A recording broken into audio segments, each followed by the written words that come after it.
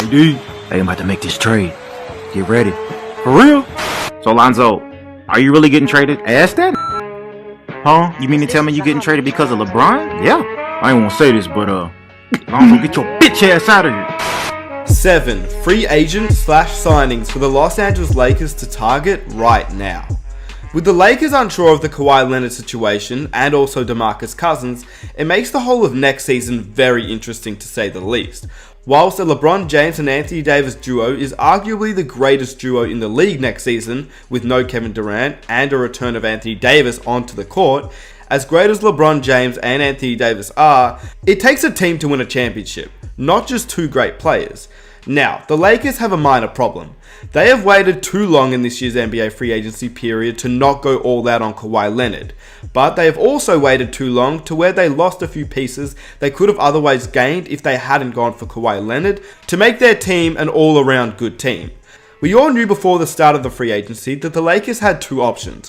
One was to get a third superstar alongside LeBron and Davis with a mediocre and minimum contract bench. And the second option was obviously to surround LeBron and Davis with solid players and a good all-around team. The players that they were going to target weren't all-star level players, but were just very solid players. Players who play their role and do it very, very well. They were the tier under all-star level players. Players like JJ Redick, Patrick Beverley, DeAndre Jordan, Bojan Bogdanovic, Trevor Ariza, Bobby Portis, Thaddeus Young. I could keep going on and on, but you get the point. All these players are just very solid players, and they all would have fit very well on the Lakers, especially players like JJ Redick, Patrick Beverley, and Trevor Ariza, to name a few. These guys just play their roles extremely well. But to be fair, the Lakers have managed to get Troy Daniels on a 1-year, $2 million deal, which is a pretty good replacement, as they haven't really gained any other shooting guards, and it doesn't seem like they'll go back to Lance Stevenson and the rest of the guys from last season like Cadwell Pope. Now, they also got Jared Dudley, who they signed to a 1-year, $2.6 million deal, and whilst he may not get many minutes on this Lakers squad, he's one of the better teammates in the NBA if you didn't know, and he's a great player to have in the locker room. It takes some of the pressure off LeBron James and Anthony Davis, as he is an old veteran guy that will relieve some of the pain in the locker room, as you just have throughout the season. But that is literally all they have done at the making of this video. So now, how and what do the Lakers do in the situation that they are in? Let's look at 7 players that they will have to target with or without the Kawhi Leonard signing.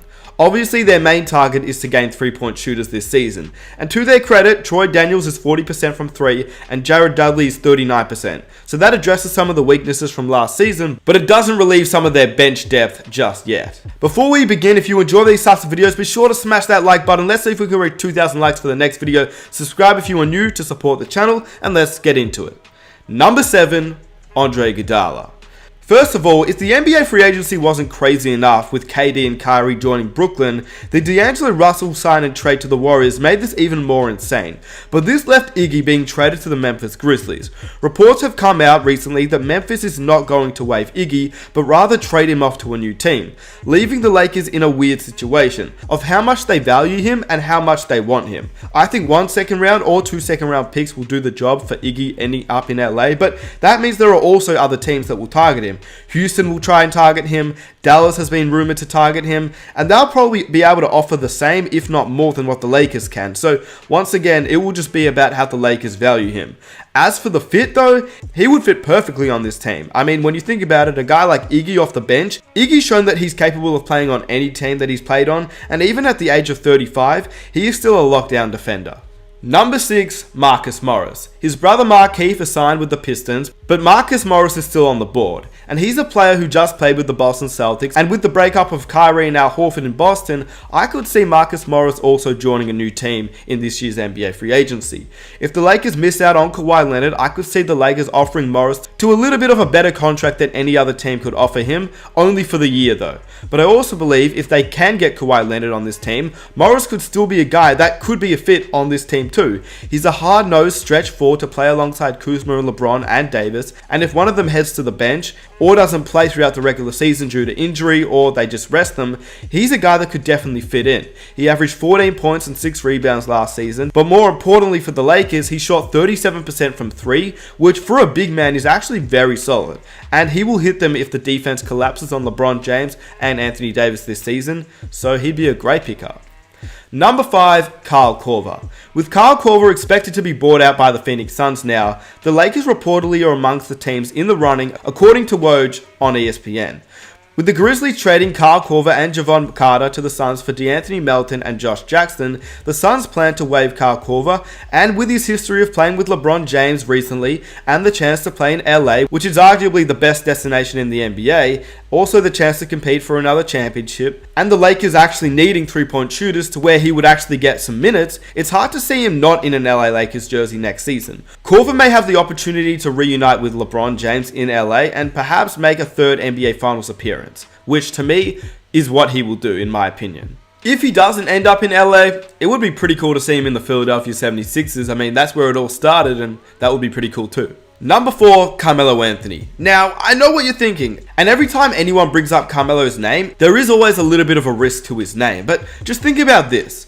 The thought process for me is that the Lakers are one of the few teams that have been linked to both Amari Stoudemire and Monte Ellis, two players that have been out of the league for a while and who are reaching their mid-30s. And for Stoudemire's age, he's already 36. So for the Lakers to go after these guys, I think you have to put Melo in the conversation too. Monte Ellis and Stoudemire trying to catch on with an NBA contender, according to Jordan Schultz of ESPN. The thing is, these guys are not what they used to be at all. I literally watched Amari Stoudemire last season in the Big Three, and you can tell he is not NBA ready.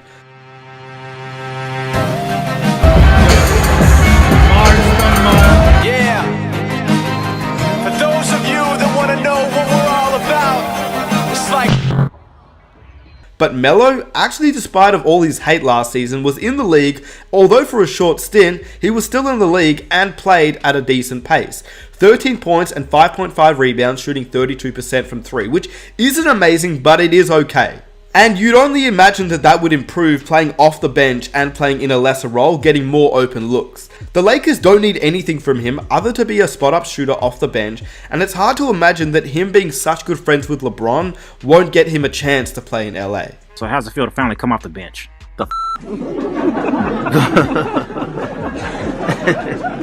What's so funny? What the f*** I look like coming off a damn bench? Man, f*** out of here, I ain't coming off no bench. Number 3, Quinn Cook. I think the Warriors have made a mistake by not getting Quinn Cook back, but understandable as they have D'Angelo Russell and Stephen Curry on the same team, and obviously their point guard situation is a little bit iffy at the moment. But as for the Lakers, if they can sign a player like Quinn Cook, who is now an unrestricted free agent as the Warriors are not going to match his restriction, he emerges someone that was a really solid player for the Warriors, and when the Warriors were forced to deal with multiple injuries at the guard position, he was a guy that had his chance and made the most of it. Obviously, he is a point guard, which the Lakers desperately need now. And if the Lakers manage to get him and a potential chance of bringing back Rondo, it could give the Lakers two very different dynamics. Cook took advantage of his opportunity and left a strong impression, averaging 9.5 points, almost 3 assists and 2.5 rebounds in just 22 minutes per game in the 2017-18 season when he needed to step up for the Warriors during their injury-riddled stint.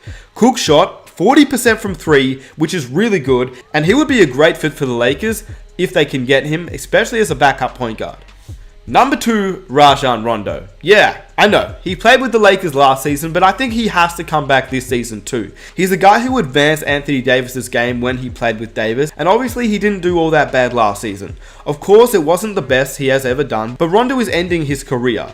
This is a guy that the Lakers need to bring back though. He will probably play for the minimum contract, and his basketball IQ is off the charts. While his own physical ability on the defensive end isn't the same as what it once was, his IQ and ability to help a quarterback defense with Anthony Davis now on the squad should make for one of the scariest units in the entire league. Not to mention, if they do get Kawhi Leonard and Danny Green follows, it could become scary. Rondo's defense, Green's defense, Kawhi's defense, Davis's defense, and LeBron, if he decides to actually play defense, that is just scary. And number 1, DeMarcus Cousins. This is a guy that if Kawhi is not a member of the Lakers, I think you just have to take a little bit of a risk on. as the other centers such as Boban and Robin Lopez have managed to find NBA contracts before DeMarcus Cousins, which you could never imagine 2 years ago. The former All-Star is now in a bit of a dire situation. He's got a new agent hiring Jeff Swartz of the XL Sports, according to Mark Steiner of the New York Times, and Woj reported that there is literally no suitors for DeMarcus Cousins this free agency. There's not a market for him, Scott, and I think, and it's not, I think he hoped some big market teams would strike out, that have cap space. He could get a 1 year, 12, 15, 18, $20 million deal. It's not there? That's not happening. I don't even know if there's the mid-level exception he got in Golden State last year. I don't think that's there for him. Wow. No one is going after him except the Miami Heat, who will have a meeting with him, and now recently there have been reports that the Spurs and DeMar DeRozan are now recruiting him, which low-key, if he ends up going to the Spurs, that is another free agency prediction that I got correct. But let me go back to this. I just think that these two teams will try and get him for the low, and they won't try to pay him a lot of money at all. But honestly, if the Lakers miss out on Kawhi Leonard, they will have some cap space, and maybe they'll be able to offer Boogie more than any other team, and therefore he could be a member of the Lakers. I mean, we've seen him play alongside Anthony Davis before. Unfortunately, we didn't get to see him in the playoffs, but if LA offers the most amount of money for this season alone, I wouldn't be surprised if he ends up in LA. Here are two honorable mentions. I think if J.R. Smith falls, I think the Lakers will try and get him. Obviously, they'll have to trade for him, but I just think a second round pick will probably do the job. And the second guy is Danny Green. If the Lakers end up with Kawhi Leonard, I have no doubt that Danny Green will follow him. And obviously, he's an ex-teammate of LeBron James as well, and they had a close relationship. So Danny Green would be the second guy, and he would be the perfect fit. A 3-and-D guy for the Lakers is exactly what they need. With that said, let me know what you think is next for the Los Angeles Lakers. If you enjoyed this video, be sure to subscribe. If you're new, leave a like on the video. Let's see if we can reach 2,000 likes, and I'll upload the next video tomorrow. Be sure to hit that notification button and follow me on Instagram, and I am out. Peace.